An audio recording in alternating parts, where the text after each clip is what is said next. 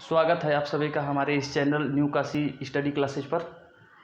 देखिए, हमने जो श्रृंखला स्टार्ट की है आधुनिक इतिहास का, उसी का एक बहुत ही इंपॉर्टेंट चैप्टर है आज बहुत ही महत्वपूर्ण चैप्टर है। जैसे कि हमने गवर्नर जनरल और वायसराय का पूरा वीडियो कंप्लीट कर दिया है लगभग, और आप लोग जाकर प्ले लिस्ट में देख सकते हैं। आधुनिक भारत के इतिहास में करीब 20 वीडियो हो चुके हैं इसमें, और ये आज नेक्स्ट वीडियो है जनजाति एवं किसान आंदोलन। इस पर भी 2 या 3 वीडियो, और लगभग जितने भी वनडे एग्जाम होते हैं या कोई सिविल सर्विस के एग्जाम होता है उनमें लगभग इससे क्वेश्चन 100% आता है। 100% नहीं कर सकते, लेकिन फिर भी बहुत अधिक चांसेज होते हैं इनमें से क्वेश्चन आने का। उनमें पूछता है कि ये विद्रोह जो हुआ था, सन पूछा जाता है कि किस सन में हुआ था, या पूछ लिया जाता है कि उसका नेतृत्व किसने किया था, या फिर पूछ लिया जाता है कि ये किस राज्य में हुआ था, ये विद्रोह हुआ था। और उससे पहले कि जनजाति जान लीजिए, जनजाति किसे कहते हैं। हमारे भारत में एक अजीब विडंबना है कि हमारे देश में ये जो जनजातियाँ हैं, इनका अंग्रेजों के समय में भी अत्यधिक शोषण हुआ, और आज के समय भी अत्यधिक इनका शोषण होता है। इनका विकास तब भी नहीं हुआ था और इनका विकास अब भी नहीं हुआ। देश को सोचिए कि आज़ादी मिले 1947 से लेकर अगर जोड़े तो 53 उधर 22 इधर 75 साल हो गए, लेकिन इनकी स्थिति जैसी तब भी थी वैसी अब भी है। हालत ये है इनकी कि हमारे देश में कहने के लिए तो एक राष्ट्रीय टीम है, राष्ट्रीय टीम। इनकी भारत में जनसंख्या जनजातियों को टोटल 8% है, 8 या 9 8.5% के आसपास जनसंख्या है। और देखे जाएंगे तो भारत में बहुत सी, जैसे क्रिकेट टीम हो गया, हॉकी टीम हो गया, कहने का राष्ट्रीय टीम होता है। राष्ट्रीय टीम का मतलब होता है कि जो किसी पूरे भारत के लिए जाते हैं, उनमें सभी समुदाय के लोगों को उसमें भागीदारी होती है।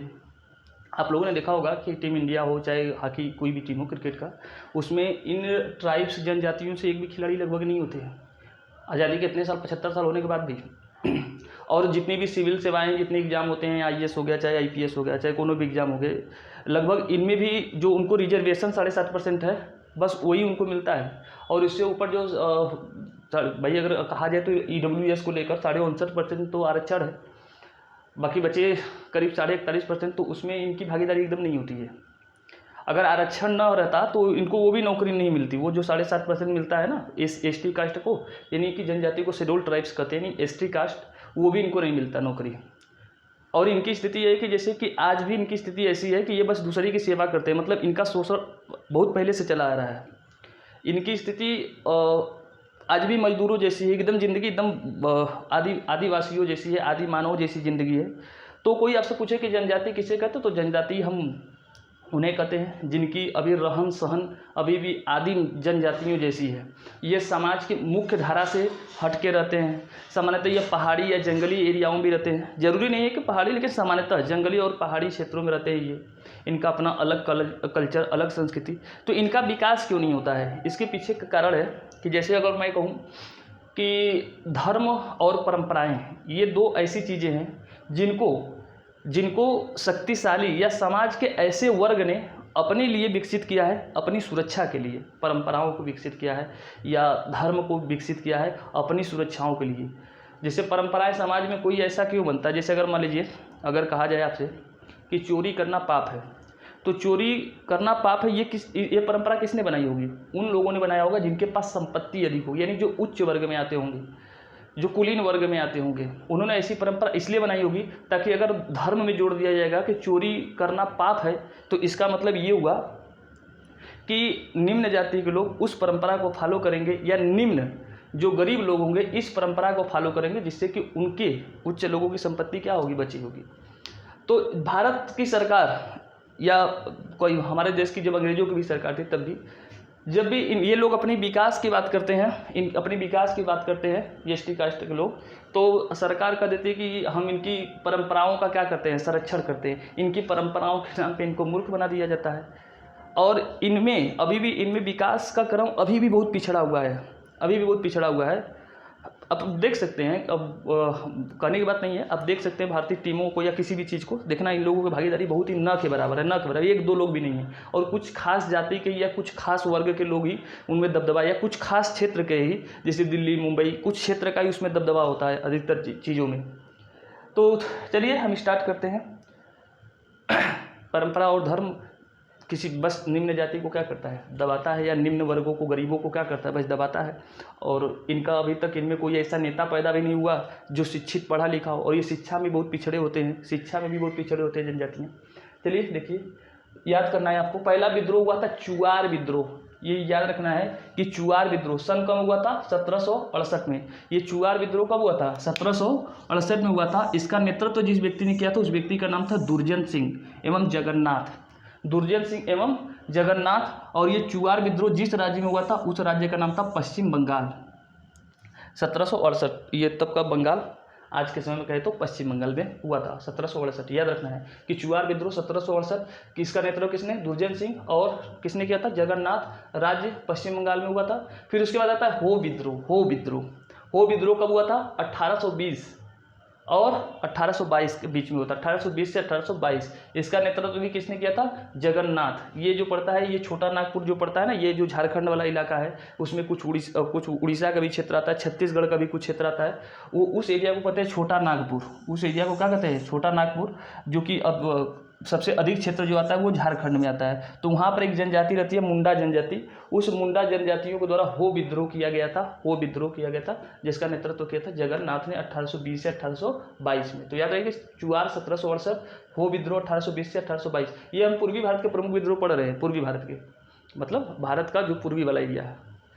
फिर कोल विद्रोह। ये कोल जो जनजाति है झारखंड में रहती है। ये कोल जनजाति, आपको जनजाति भी याद रखना कि कहाँ पर रहती है। जैसे हो जनजाति कहाँ रहती है? झारखंड में।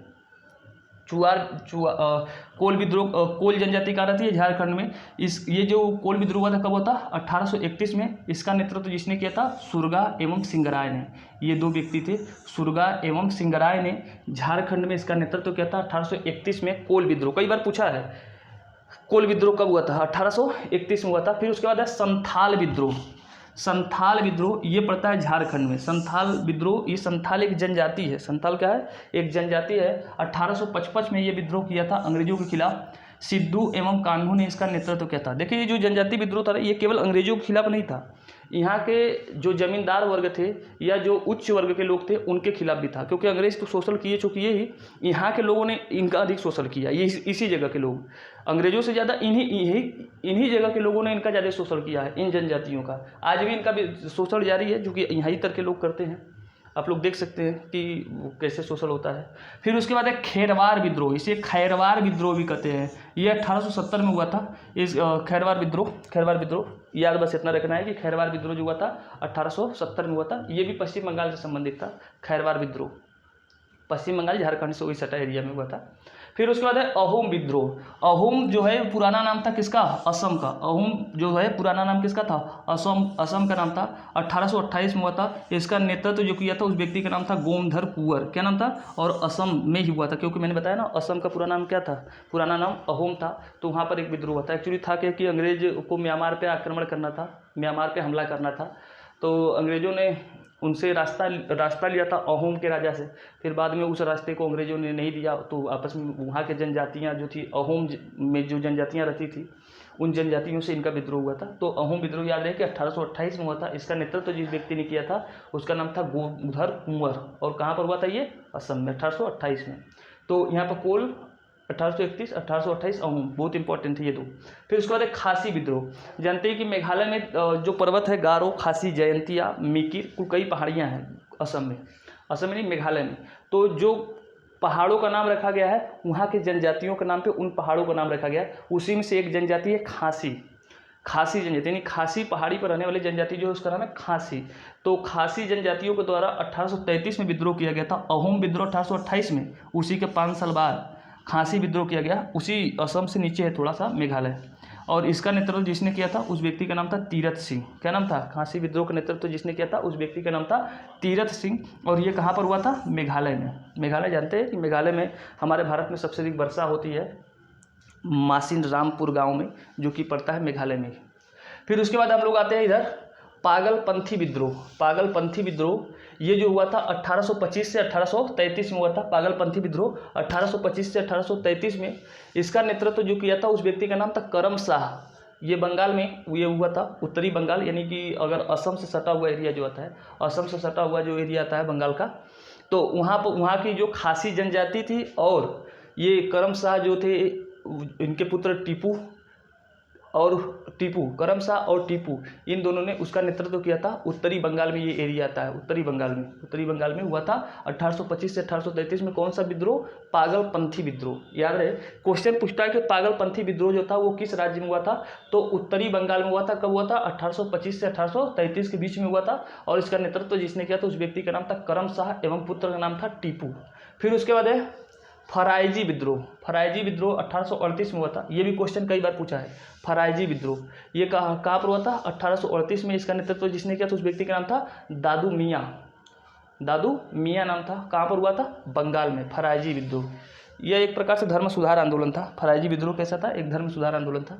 फिर उसके बाद है मुंडा विद्रोह। मुंडा जनजाति, बिरसा मुंडा को आप लोगों ने नाम सुना होगा। ये 1874 से 1895 तक विद्रोह चला था। 1874 से 1895 तक चला था। इसका नेतृत्व जिस व्यक्ति ने किया था, बिरसा मुंडा ने किया था। ये आज भी जाएंगे झारखंड में तो इस बिरसा की पूजा करते हैं लोग। मुंडा जनजाति के द्वारा इसकी पूजा की जाती है बिरसा की। और ये छोटा नागपुर, मैंने कहा झारखंड वाला जो एरिया आता है, झारखंड वाला एरिया, उसी को कहते हैं छोटा नागपुर। भारत में खनिज संसाधन से भरा है। अगर पूछा जाए भारत में खनिज संसाधन सबसे अधिक कहाँ मिलता है, तो ऑप्शन है छोटा नागपुर। तो छोटा नागपुर आपको टिक करना है। फिर उसके बाद आता है पश्चिमी भारत के विद्रोह। पश्चिमी भारत में कुछ विद्रोह हुए थे, जैसे भील विद्रोह। भील एक जनजाति है, भारत की सबसे बड़ी जनजाति है भील जनजाति। तो भीलों के द्वारा जो आंदोलन किया गया था अंग्रेजों के खिलाफ, 1818 से 1846 तक ये आंदोलन चला था। मतलब उसी में अंग्रेजों ने दबा दिया, कुछ समय जब दबाया फिर आंदोलन शुरू हुआ। तो 1818 से 1846 तक चला था। इसका नेतृत्व जिसने किया था उस व्यक्ति का नाम था सेवरम। क्या नाम था? सेवरम। और पश्चिमी घाट अगर इंडिया के इधर देखेंगे इससे, तो इधर के सब पश्चिमी घाट, ये पश्चिमी घाट से लेकर राजस्थान तक ये चला था। राजस्थान तक, पश्चिमी घाट से राजस्थान तक ये चला था। कौन विद्रोह? भील विद्रोह। 1818 से 1846 तक ये चला था। फिर उसके बाद एक कच्छ विद्रोह। जानते हैं कि कच्छ कहाँ है? गुजरात में। कच्छ कहाँ पड़ता है? गुजरात में। तो गुजरात में के कच्छ में यह विद्रोह चला था, 1819 में चला था। और किसके द्वारा? भारमल के द्वारा। किसके द्वारा ये चलाया गया था आंदोलन? भारमल। एक्चुअली अंग्रेजों ने क्या किया था कि भारमल के पुत्र को गद्दी से हटाकर, भारमल को हटा के इसके अवयस्क पुत्र को अंग्रेजों ने गद्दी पर बिठा दिया। तो पिता ने ही अपने पुत्र के खिलाफ क्या किया? आंदोलन शुरू कर दिया। तो कच्छ विद्रोह था, जो कि कहाँ पर हुआ था? गुजरात में। आपको याद रखना है 1819 में हुआ था। और भारमल ने इसका नेतृत्व किया था। कहाँ पर हुआ था? ये गुजरात में हुआ था। फिर उसके बाद गडकरी विद्रोह। गडकरी जो है ये कहाँ पड़ता है? महाराष्ट्र में। गडकरी कहाँ पड़ता है? महाराष्ट्र में। तो गडकरी लोगों के द्वारा जो विद्रोह किया गया उसे कहते हैं गडकरी विद्रोह। 1844 में हुआ था। और गडकरी जाति द्वारा किया गया था। कहाँ पर? कोल्हापुर। ये महाराष्ट्र में पड़ता है, कोल्हापुर महाराष्ट्र में पड़ता है। कोल्हापुर में हुआ था गडकरी विद्रोह 1844। ये पूछा गया है क्वेश्चन कि गडकरी विद्रोह किस राज्य में हुआ था, तो याद रहे कि महाराष्ट्र में। फिर उसके बाद है सामंतवादी विद्रोह। कौन है? सामंतवादी विद्रोह। ये भी 1844 में हुआ था। सामंत और अन्ना साहिब ने इसका नेतृत्व किया था महाराष्ट्र में। सामंत और अन्ना साहिब महाराष्ट्र में हुआ था। कौन विद्रोह? सामंतवादी विद्रोह कहा जाता है, क्योंकि इसका नेतृत्व सावंत ने किया था। इसके विचारों से ये प्रेरित था, इसलिए इसको कहते हैं सामंतवादी विद्रोह। फिर उसके बाद एक किट्टूर विद्रोह, या इसी को चेन्नम्मा विद्रोह कहते हैं, क्योंकि एक्चुअली क्या था कि चेन्नम्मा ये एक रानी थी, रानी चेन्नम्मा थी। 1824 से 1829 ये कर्नाटक में था क्या कि ये जो किट्टूर की रानी चेन्नम्मा थी, ये जो चेन्नम्मा थी, जैसे जानते हो कि लक्ष्मीबाई जो झांसी की थी, इनके पुत्र को इनका कोई अपना पुत्र नहीं था, तो कहा गया कि आप किसी बच्चे को गोद लेकर के आप राजा नहीं बना सकती। जस्ट अंग्रेजों ने इसको भी यही कहा कि चेन्नम्मा से कि आप किसी को गोद लेकर के उसे आप राजा नहीं बना सकती। तो चेन्नम्मा ने भी विद्रोह कर दिया था। 1824 से 1829 में भी इनको दबा दिया गया, इनके भी विद्रोह का। उस वक्त भारत के वायसराय जो थे लॉर्ड विलियम बेंटिक साहब थे। कर्नाटक में ये विद्रोह हुआ था, किट्टूर विद्रोह। आपको याद रखना है किट्टूर विद्रोह किस राज्य से संबंधित है? कर्नाटक से।